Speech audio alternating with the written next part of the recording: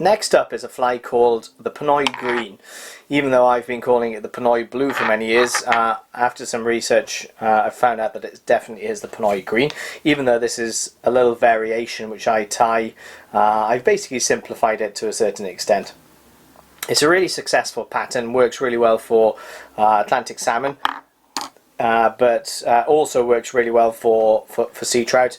I've actually caught one of my biggest sea trout from the Rio Grande on this fly quite a few years ago in the middle of the day, bright sunshine. That is what's left of the fly that the fish took at the time, and I'll put the fish that landed on the screen now. I think the one that it actually took was probably about size 12. I've got a size 8 in the pardon me, in the vise here now. Partridge Patriot, up eye size 8 in silver. Usually, I'll be honest, I usually tie them in black or black nickel, and usually from a size 8 down. But again, purpose of this video, I've got a size 8 and in silver in the vise. Just a really good successful fly, and definitely worth carrying. I'm trying to bring these videos to you each and every day at the moment. I hope you're enjoying them. Best way of showing whether you are enjoying them or not is subscribing. That probably supports me as much as anything, so please do subscribe if possible. Anyway, Phoebus 10-0 in black for the thread, and as always, start your thread a little bit away from the eye. There's no point adding any thread turns to that section there at this stage, because that's all you're going to do is add bulk to the end result, which you don't want to do. There's a little butt section in this fly, and it's number 11 Glow Bright, which is like a yellowy green, like a chartreuse, I guess, floss. So it's going to cut off a section of that. So it's a bit like a green butt in many ways, but then it does have a blue false hackle. So there's a bit of a stray in that terms from a green butt, and also the body. But anyway, so just build up a nice ball of that floss, and that's all you do at the end. Then pass the last turn in through the center of that double and just pull that in tight before securing. Take a couple of wraps just to secure it, and then take your thread down to where that ball of floss begins and cut off the excess.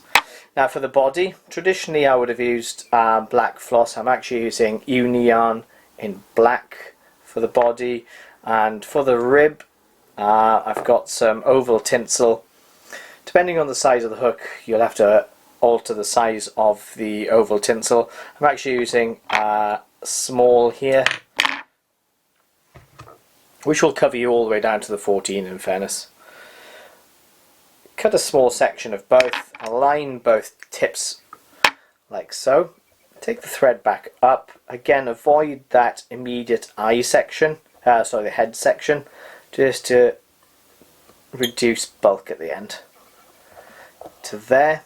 And then it's just a case of, I'm just going to put that silver tinsel out of the way, just bring this up. So the reason I like using the yarn is that it has a bit more life to it compared to normal floss. So you got some fine fibres coming off the yarn as opposed to floss which just lies flat. Having said that, the one that caught me that big fish on the Rio Grande was just black floss, so I don't think the fish mind that much. Snip off the excess of that yarn, and then bring up the oval tinsel and bring this up in the opposite direction to the yarn, which will just lock that in. Just try and keep the turns equal spacing apart, just for neatness. Again, doesn't matter from the fish's perspective. A couple of locking turns, and then bring the thread back over that tinsel like so, and snip off the excess. So you can tie a full hackle if you want, but actually on this fly I've traditionally tied the hackling false, and it's a royal blue schlappen. You don't have to use schlappen if you've got hen, cock cape, whatever, just to build up that false hackle. So strip off some fibres. You don't need too much, especially the royal blue. The royal blue is quite a strong colour, so you don't need much to add to the fly. Just take a small bunch and then flip the vise over and make sure that it rides down the centre of the underside, and take them to just beyond the length, just beyond where the butt ends. Pinch and loop, switch fingers, pinch and loop, and just secure it in. And snip off the excess. Snip off as close as you can, otherwise you might end up with some straggly ends in the eye section. Okay, good.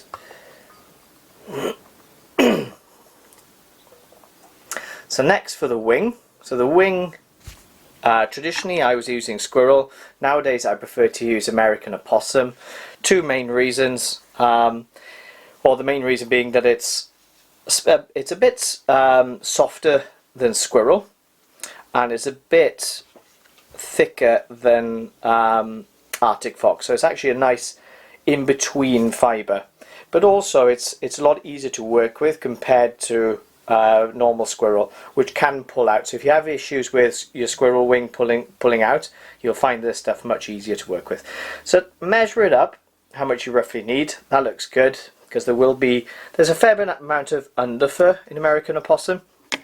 So when you've measured that out, roughly how much you need, just pull up towards the tips and then strip out. You'll see this excess pulling out, this fine underfur. That just adds bulk. It doesn't really add anything to the fly, so strip that out. Roll that into a nice wing shape. And when you're happy, you can bring it up and measure it up. So from a distance perspective, I'll probably say around 5 mil beyond the bend of the hook. When you're happy with your length, switch fingers and come back in to secure. Pinch and loop, pull down, make sure that it's riding down the center of the hook before putting some securing turns in, like so. Snip off the excess, again as close as you can, otherwise you're going to have a lot of mess in the eye. One final thing is a bit of flash, and that's all it's going to be is crystal hair. And I'm going to take one strand, just a single strand of pearl crystal hair. And what we do is, after we've cut the one section, just take it in behind your thread and just pull it up to the hook.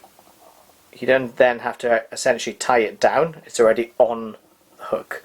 Measure it up so it's riding down the center of the wing.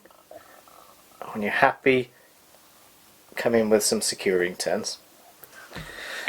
And then the flash, just snip them off in different intervals. You don't want them both ending at the same length. You'll see that wing now. One's gone off to the side. There you go. Good. Perfect. So that is the end of the fly. That's all that's left to do now. Just tidy the head up slightly. A couple of turns there. And whip finish. What you'll need to do, obviously, after this is varnish, UV, super glue, whatever you want to do, just to secure that thread. But that is the Ponoi green, or the Ponoi blue as I've been calling it. A really successful fly, and one definitely worth carrying in your box. I hope you tie up a few, and if you take them fishing, I hope they bring you luck. Tight lines.